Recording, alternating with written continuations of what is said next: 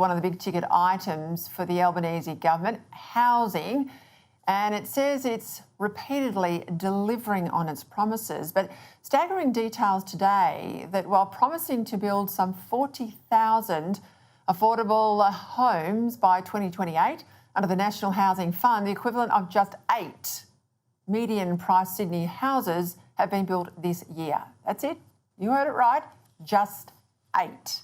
Here to talk us through the main concerns about the speed or lack thereof of the rollout in the government's housing targets, macro business chief economist Leith Van Onselen.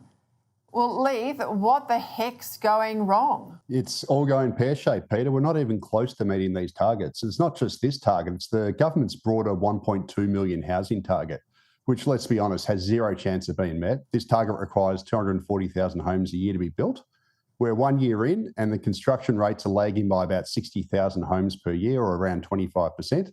And even the government's own advisory council, the National Housing Supply and Affordability Council, forecasts that the government's going to miss its 1.2 million homes target by about 262,000 homes. So it's an absolute debacle. So, and it's not all, though, we're even standing still, you know, that we've got the population we have, we'll build these homes, we'll get them done, we'll catch up the stock. We're still bringing in vast numbers of people from overseas. Yeah, that's right. So just last year, we brought in 335,000 net migrants. Actually, year to March was about 316,000. But of those 335,000 that landed last year, only about 5,000 were tradies. So we're basically massively increasing demand for housing, but we're not actually bringing in anyone who can actually build that housing or other infrastructure. So this is an absolute debacle, to be quite frank. Where's the heat on the housing minister? I mean, the government can't blame the previous government. They are the previous government. They've promised big now for 2 successive terms. You know, if the minister can't deliver, they need to stand aside and put someone in who can. Yeah, but unfortunately, Peter, the housing minister, the former Home Affairs minister, right? So there's a consistent theme here. The Albanese government's under-delivered on housing, but it's actually over-delivered on immigration.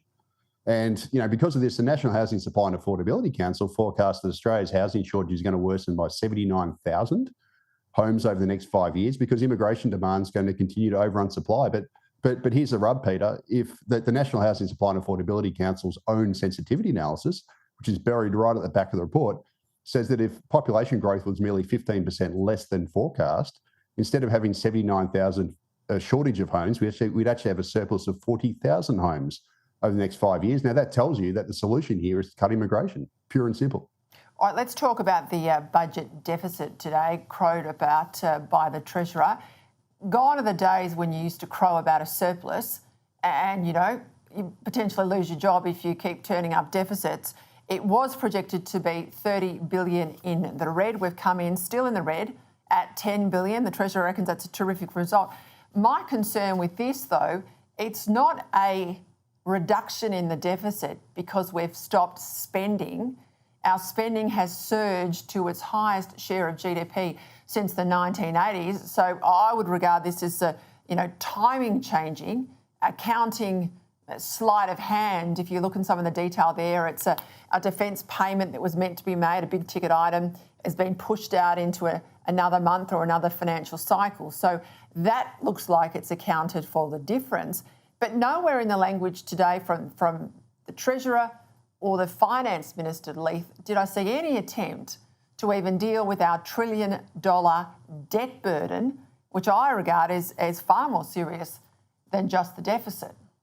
Oh, absolutely. And look, let's be honest here. The outlook for the federal budget is incredibly poor and it's facing assaults on multiple fronts. So we've got commodity prices are expected to fall, which is going to lower company tax receipts. The federal budget's bleeding excise revenue because obviously Australians are buying these illegal smokes. And we're also being told to shift to EVs, which don't pay fuel excise. The share of workers in the economy is shrinking as the population ages, which means we've got less people paying income taxes. We've got massive areas of expenditure like the National Disability Insurance Scheme, which is growing fast. We've also got these huge off-budget spending items like the Snowy Hydro 2.0 and the Capacity Investment Scheme for the rollout of renewables. So, and they're valued at about $25 billion a year. So this is just an absolute joke. And it just means that, we're going to have basically a decade of deficits, if not worse. And the worst thing, Peter, is that it's the federal budget, as bad as it is, the state budgets are even worse. They're drowning in debt.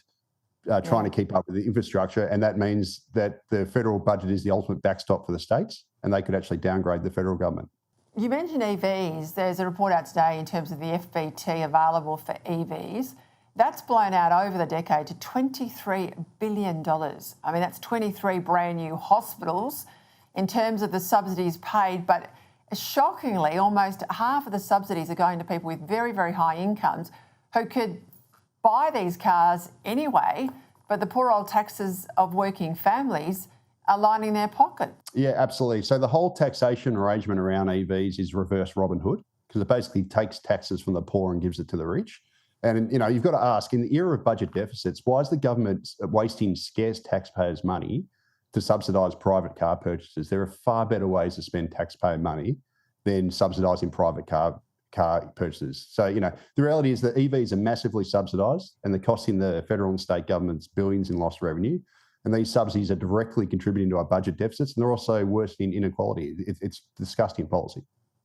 I tell you, one day you'll come on, Leith, and you'll give me a little bit of hope that we can turn this ship around, but I don't sort of have that when we leave tonight.